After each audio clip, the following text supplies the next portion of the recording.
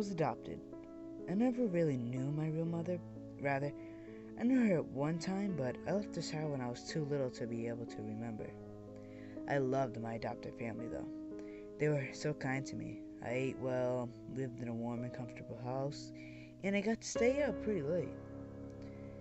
Let me tell you about my family real fast. First, there's my mother.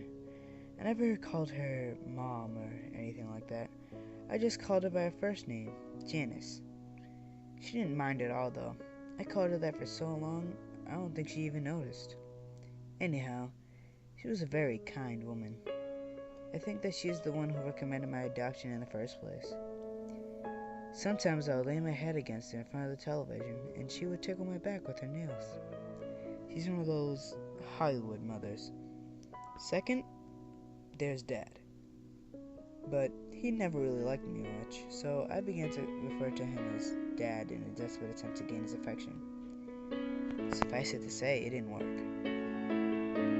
I think that no matter what I called him, he would never love me as much as his own child, and that's understandable, so I really didn't press the matter. One noble attribute about Dad was his unmoving sternness. He was not afraid to pop his children when they did something wrong. I found that out before I could use the restroom properly. He didn't hesitate to spank me. Well, I'm in line, and it's because of his methods. Lastly is my sister. Little Emily was really young when I was adopted, so we're about the same age. But she was slightly older. I like to think of her as my little sister, though. We got along better than any sibling could possibly get along. We'd always stay up late together and just talk. Well, she did a lot of the talking. I mostly just listened because I love her. It was a great setup we had, but we were also short on bedrooms, so because I didn't want to sleep in the living room by myself when I was younger, I had a pallet set up for me right next to her bed on the floor, and that's why I've slept since. But it was cool with me because I enjoyed being with her, and I always felt pretty protective of my little sis. Everything changed on one horrible Wednesday night. I was at home taking a nap when little Emily opened the front door. The sound of the door opening pulled me to a state of consciousness, and I walked from the room down the hall to the living room. That's when I first remembered it was Wednesday. I was never any good at keeping track of what day it was. Actually, I'll just go ahead and say it. My sense of time was horrible. But nevertheless, I knew that it was Wednesday because Emily had just come home from her church's youth group gathering. She walked in the front door and hugged me, and then was followed by Dad and Janice. "You have a good nap?" Janice said teasingly as she ruffled my hair. I just shook my head away and snorted in a manner that clearly expressed I was teasing back at her. "Don't you snort at your mother like that," said my father gruffly with authority. He shut the door behind him and hung up his coat. I was clearly joking.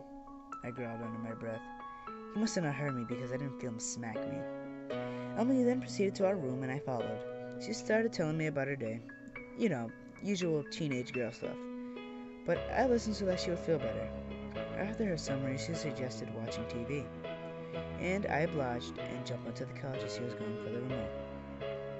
She rolled her eyes at my little brother like immaturity and scooted me over and sat down. The TV turned on and we watched it together until the sun went down.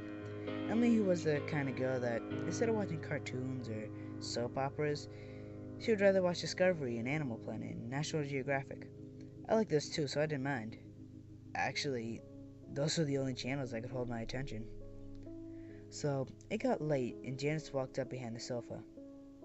"Emily, it's past your bedtime. Turn off the television and go to your room. You too." She pointed at me. Emily turned off the program we were watching grudgingly and stood up. She started down the hallway to our room. As I followed, I couldn't shake the feeling that something wasn't right. We went into our room and Emily turned off the light. Just as she did, I caught a flash of movement out of the corner of my eye. It was out the window, but as soon as I redirected my line of sight to where the window was no longer in my peripheral vision, what it was that I thought I saw was gone. I still remained alert, though, for my sister's sake. I laid there in the darkness with nothing but a thin ray of light from the street lamp outside to illuminate the room. It wasn't much. Time and time again, I could have sworn I heard subtle sounds just out the window. A twig break, leaves crunching, clothes jostling, and all the while I could smell a faint stench of sweat and blood. I kept my eyes open most of the night. The sounds outside subsided and the smell left my nose. My eyelids closed. Not long after that, I heard a very loud crash on the other side of the house. I was up in an instant. "There's someone in the house!" I barked with extreme adrenaline coursing through me. "Wake up!" I shrilly pleaded with Emily. She did, and as soon as I saw her sit up, I ran to my parents' room. Dad was dead. His neck was splayed open and gaping as blood spilled out of it, off the bed and onto the floor. I saw that the master bedroom door was closed, and just before it, on the outside, was a man. A man, I don't feel comfortable calling it that. He was very large and rugged.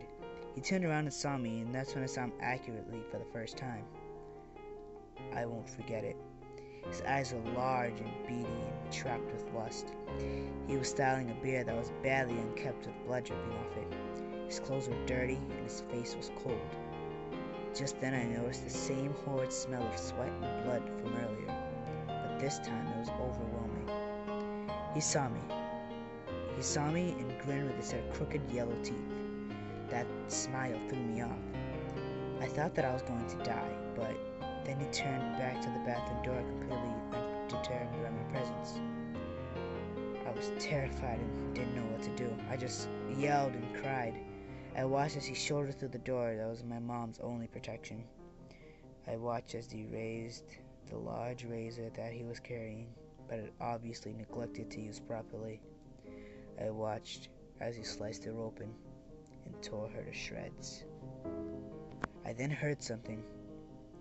The last thing I wanted to hear. It was Emily's scream coming from behind me. The large monstrosity looked up from my butchered mother and stared at my little sister. I was distraught. He stood up and quickly started walking toward us. My sis turned and ran, but I was at a loss when he bypassed me and just went straight for her. Why was she still in the house? Had she not assessed the situation and run? Apparently not, and now she was dead, and I was alone. I ran after them both. I expected the man to kill her just as he did the rest of my family, but I was sadly mistaken. He grabbed her by the arm and jerked her as a way to make clear that he was in control. He dragged her through the house. I was making all the noise I could now, hoping and praying that someone would come to my aid. He mustn't take her. Not her. As he passed me, I backed against the wall and whipped with terror. Why? He didn't respond except by putting his free hand on my head while Emily screamed in the other and saying, "Good boy." He gave another crooked grin and a very cold, unnatural laugh. I followed him to the door where he dragged my helpless sister after him. He opened it, pulled her out, and slammed it shut behind him. I'm now sitting in the house with my mutilated adopted parents, shivering and whimpering in dismay. He's out there with her, doing God knows what to her, and I can't do anything. I would if I could, but I can't. I would chase them in a heartbeat, but I can't. So I sit here, looking at the front door. I look down at my paws. If only I could open doors.